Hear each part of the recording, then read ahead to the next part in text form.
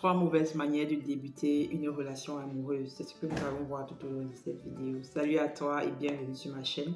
Ici Suzanne Kwedi, j'espère que tu vas bien. Eh bien, je fais cette vidéo à la suite d'un échange que j'ai eu avec plusieurs jeunes femmes longuement. Et voilà, j'ai pensé que cette vidéo pourrait, voilà, c'est un peu le résumé de la conversation que nous avons eue. Eh bien, l'une des mauvaises manières de débuter une relation amoureuse, c'est ce que le master coach Darcy appelle souvent le coup de tête du cobra.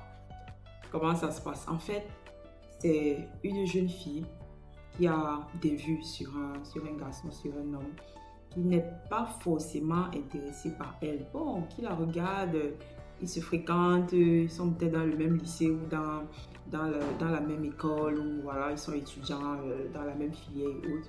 Et ils se fréquentent, voilà, ils sont un groupe d'amis et autres. Et voilà, elle est intéressée par lui, elle lui fait des appels de balles, elle lui fait des techniques d'approche, hein, des techniques là que nous les femmes connaissons là. Hein.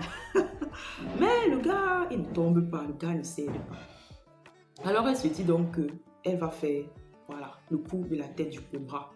Alors elle organise peut-être une soirée, un anniversaire, ou alors voilà, à l'approche souvent des examens, on se met très souvent en groupe pour étudier, faire des exercices et autres. Alors elle crée donc un mouvement comme ça, peut-être à la maison, voilà, dans leur chambre d'étudiant, et elle a une relation, elle fait tout pour avoir une relation intime avec le gars. Et après qu'il y ait eu cette relation-là, elle, dans sa tête, elle se dit que ok, c'est bon, elle est déjà en relation avec lui. Et elle se met donc dans la peau voilà, de la chérie, du garçon, et voilà quoi. Et quand le gars lui dit, mais attends, toi et moi, on n'est pas en relation, toi et moi, on n'a jamais eu une conversation pareille et autre. Mais on a eu des relations ensemble, non? Mais voilà, mais pourquoi tu me parles comme ça et autres et autres? Et voilà. Et elle se sent flouée, elle se sent un peu déçue, elle se sent rejetée. Pourtant, dès le départ, ils n'ont pas eu cette conversation.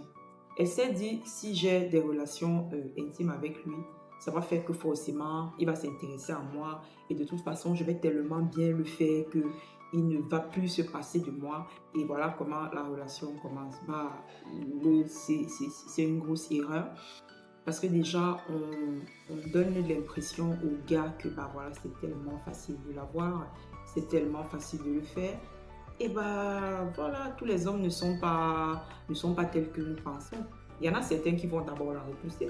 Il y en a certains qui vont le faire et puis qui vont se dire, ok, moi, comme c'est facile, bah, je vais le faire. Et puis voilà quoi. Et puis quand je vais me lasser, je vais me lasser. Je vais simplement lui dire, ben, écoute, toi et moi, dès le départ, on ne s'était pas accordé que on était en relation. Bon, on faisait un peu comme des échanges de bons procédés et autres. Mais toi et moi, je ne t'ai jamais dit que j'étais en relation avec toi. Et finalement, la fille se sent déçue, la fille se sent voilà, rejetée, se sent utilisée. Pourtant, elle s'est mise dans cette situation-là elle-même. C'est un peu comme ces femmes qui reçoivent les compliments des hommes. Et voilà, un homme peut-être bienveillant, hein, un homme gentleman qui a l'habitude de te faire des compliments sur tes vêtements, sur tes accomplissements et autres. Et quand tu apprends quelques temps plus tard qu'il s'est marié, tu te fâches. Tu te fâches contre lui, tu te fâches, tu te dis, ah, il m'a trompé, ah, il m'a ci, il m'a ça. Pourtant, il t'a fait que des compliments. Il ne t'a pas dit expressement que je voudrais être en relation avec toi, je voudrais cheminer avec toi, ou alors je voudrais que toi et moi, on soit, je sais pas moi, quoi. Il ne t'a rien dit. Donc, tu as mis en place toi-même tes stratagèmes, le coup de tête du cobra, et tu t'es dit que bon, voilà, la relation, c'est bon, elle est là et autres et autres. Mais en réalité, ce n'est pas ça. C'est une très mauvaise manière de débuter une relation. Une autre manière, c'est voilà, quelqu'un qui te dit je vais divorcer bientôt et tu te mets en relation avec cette personne sur la base de je vais divorcer bientôt. Déjà, c'est une grosse erreur de reposer son bonheur sur le malheur d'une autre personne. Vous savez, il y a de ces dettes d'amour qu'il vaut mieux ne pas avoir. On sait tout ce que c'est que le karma, c'est-à-dire que ce qu'on sème, on finit par le récolter d'une manière ou d'une autre. Et même le livre de la sagesse dit que très souvent, même ce qu'on sème, on le récolte, même ça dit même nos petits-enfants, nos arrière-petits-enfants le récoltent et autres. Et c'est dur de l'entendre, mais c'est ça. Il y a des actes qu'on pose qui peuvent vraiment nous rattraper, qui peuvent même nous rattraper jusqu'à voilà, jusqu'à nos enfants et autres. On ne peut pas reposer le bonheur, notre bonheur, sur le malheur de quelqu'un d'autre. Pendant que nous sommes en train de cheminer avec un homme qui est en instance du divorce, il n'en demeure pas moins qu'il reste marié. Et cette femme de l'autre côté est en train de pleurer, elle est en train de prier, elle a mis ses genoux au sol et elle est en train d'implorer Dieu pour que Dieu fasse grâce. Peut-être même que ils vont finir par divorcer, qui sait. Mais peut-être qu'ils vont aussi se réconcilier. Et à ce moment-là, avoir bâti une relation sur la base de je vais divorcer n'est pas forcément la bonne manière de débuter une relation. Beaucoup vont me dire oui, mais il y a certaines tisas qui ont fini par se marier avec leur conjoint. Oui, mais il a dit qu'il va divorcer. Et puis cette femme-là même, elle est méchante. Cette femme lui a fait voir des vêtements et des pas mûrs. Bon, tu es là-bas, maman. Tu es là-bas pour voir que la femme là lui fait voir des vêtements et des pas mûrs. Et pendant qu'il dit qu'il est en train de divorcer, elle est en train d'accoucher. Pendant qu'il dit qu'il est en train de divorcer, il est bel et bien avec elle et autres. Donc, tu ne peux pas baser ta relation sur ce que lui il dit. Et puis, toi, tu n'as pas la version de la femme. Donc, toi, tu te mets en relation comme ça avec le mec parce qu'il t'a dit je vais divorcer bientôt. Non, c'est une très mauvaise manière de débuter une relation. Moi, personnellement, j'ai dit à mes jeunes sœurs que je ne vous conseillerais pas de le faire. Après, comme vous maîtrisez, que si vous connaissez, ok, allez-y. Mais ce n'est pas une manière saine, une bonne manière de débuter une relation. La troisième manière, enfin, c'est de se dire, voilà, il est peut-être accro à l'alcool, accro à la drogue, il est peut-être un homme à femme, il est peut-être, voilà, il est peut-être comme il est, mais moi, je vais le changer. Je l'aime tellement que je vais le changer. C'est-à-dire, elle se met en mode Miss Rambo, quoi. Elle se met en mode Miss Rambo. Non, je vais le changer. Moi, je suis différente. Je vais me comporter avec lui tel que non. Quand il va être avec moi, il va forcément changer et autres. Hé, maman. Donc, le Saint-Esprit s'est levé, toi tu es venu t'asseoir, quoi. Du genre, toi tu as l'attitude de changer les gens. Changer même nous-mêmes, c'est tellement difficile, à moins qu'on ait pris la décision ferme et de manière intentionnelle de travailler sur nos angles morts, sur nos défauts et autres. C'est tellement difficile. Il y a beaucoup de gens qui veulent changer, mais qui ne se donnent pas les moyens de changer. Il y a beaucoup de gens qui ne veulent pas changer. Il y a beaucoup de gens qui ne sont même pas conscients qui n'ont même pas conscience, pardon, qu'il y a des aspects en eux qu'il faut changer. Mais toi, tu te dis, parce que tu l'aimes, parce que voilà, tu as mis le focus, tu t'es dit c'est lui et avec lui seul que tu veux être. Et tu te mets donc dans la disposition, toi, de changer quelqu'un d'autre, alors que toi-même, c'est difficile pour toi de changer.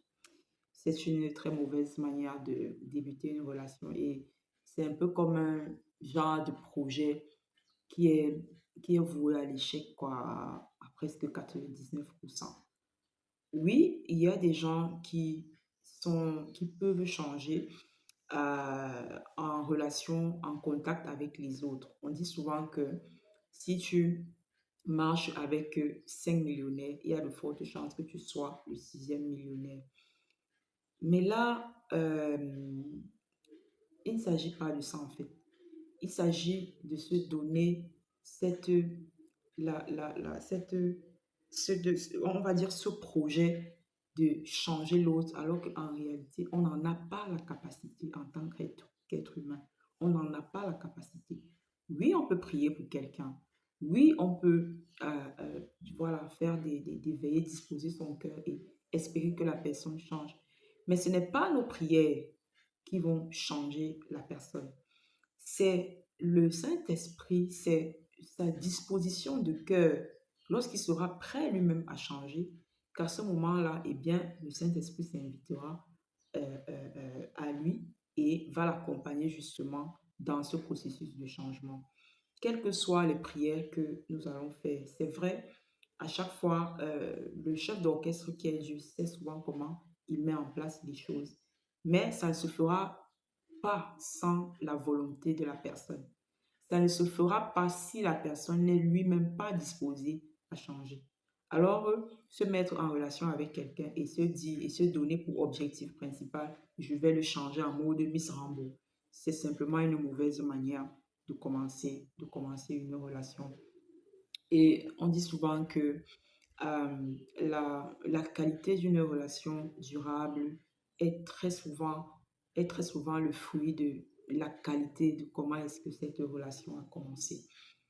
Il y a de fortes chances quand on débute des relations sur des bases saines, sur des fondations solides, il y a de fortes chances, à force qu'on y travaille chaque jour de manière intentionnelle, chacun d'entre nous, que cette relation dure.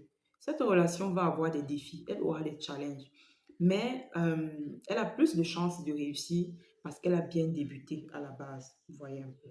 Donc, voilà, je voudrais encourager ces jeunes femmes, si elles m'écoutent, que voilà, ces trois habitudes-là, ces projets-là qu'elles se sont mis en place là, qu'elles se sont donnés là et autres, c'est une très mauvaise manière de voir les choses. Dites-moi en commentaire s'il y a, voilà, si vous avez vécu une expérience pareille et si vous avez des jeunes adolescents, si vous avez des jeunes femmes célibataires et autres, quels sont les conseils que vous leur donnez? Est-ce que ça fait sens ce que j'ai partagé avec vous aujourd'hui? Est-ce que vous avez des expériences similaires et autres? N'hésitez pas à le mettre en commentaire, partagez la vidéo, abonnez-vous à ma chaîne et c'est ensemble que nous allons grandir et nous développer. À très bientôt pour une prochaine vidéo.